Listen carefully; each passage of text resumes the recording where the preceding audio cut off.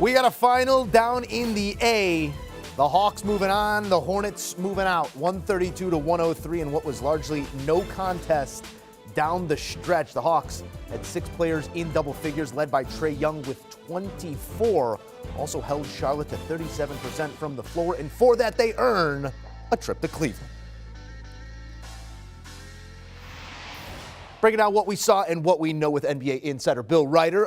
Bill, no contest, as we said here. Atlanta's playoff pedigree shining through. They fill it up to the tune of 132 points, but also only allowing 103, sort of committed on the defensive end as well. What stood out to you in this? That's absolutely the number that jumped out to me, and the fact that there were so many guys who contributed offensively for Atlanta, not named Trey Young. This was the big question, whether or not Atlanta could flip that switch defensively. Again, last year they did it after the All-Star break, so they had a good 20, 25 game sample size. They haven't been great defensively even the last few weeks, but you said that the word pedigree. They've been through the fires. They know they have to bring a different defensive energy if they want to compete.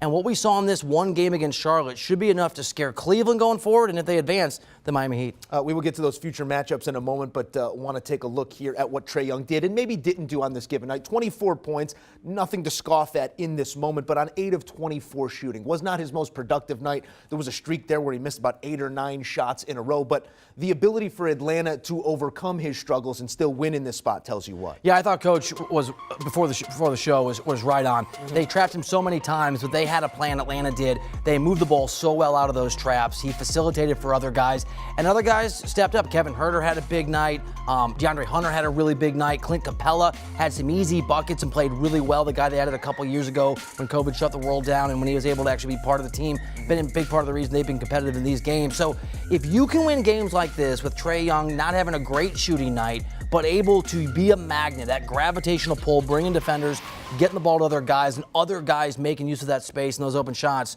again, dangerous basketball team. Yeah, you get that young man into a 7-game series. We know there's going to be a 40-point plus game somewhere in there. Let's close the book on the Charlotte season because strides were made. Make no mistake here. They did take steps forward. An emerging young star in LaMelo. This organization, if you're consulting and you want to give your 2 cents, what's the first thing that needs to be done this offseason? Really the first thing, I know there's no close except in horseshoes and hand grenades, but this is a pretty good season considering Gordon Hayward is their highest paid player. This is a guy they thought would be a difference maker when they brought him over a few years ago from Boston. Obviously had injury issues, didn't play in this game. But you talk about, for me, they're one piece away, 1 star away, I think, from being a markedly better team who maybe doesn't have to worry about a play-in.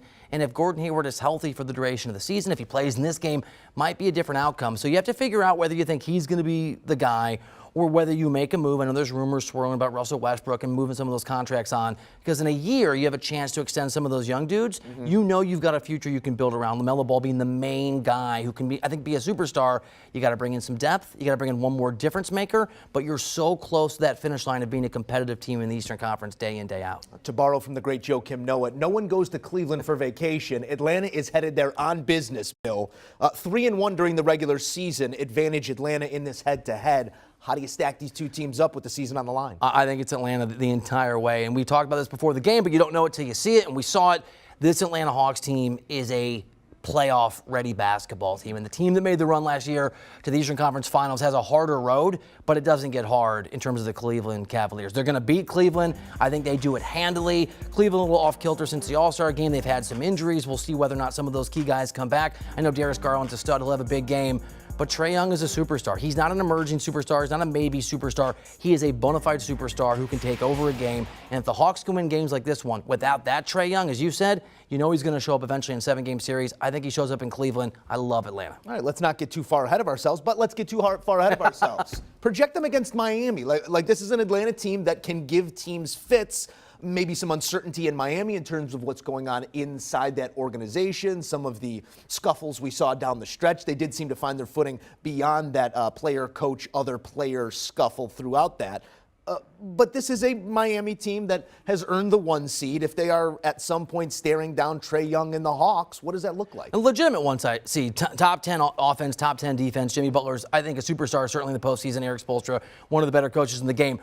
The Atlanta Hawks, and it's a lot like last year, the Atlanta Hawks can beat teams that are good, that have some issues. They can't beat extraordinary teams. So it really depends on Miami. If that fight that you referenced, if Butler and Spo and the fracas we saw a few weeks ago speaks to a chemistry issue in that locker room, this Atlanta team can win this thing. If it pushed them, you said this earlier when we were talking, to another level, to that next level, if they got through whatever they're getting through and they're on the same page, I love Atlanta, but they won't be at the same level as Miami. Not to avoid your question, It depends on the Miami Heat and who they really are. Most definitely. We learned a little bit about Atlanta here on Wednesday night. They know how to play some defense. We'll see if that serves them in Cleveland on Friday. Taking a look at those two teams head-to-head again, 3-1 advantage Atlanta in that matchup, a buck 17.8 winning margin there, right around 7 points in those 4 matchups. Closely contested, a number of them, but Atlanta here with a decided advantage, and they can score it in bunches. We'll see if Cleveland can keep pace come Friday. Do you want a sports network that delivers everything that matters about the game? The highlights, the picks, the instant analysis, no yelling, no fake debates, no politics. Hit the subscribe button and never miss a moment.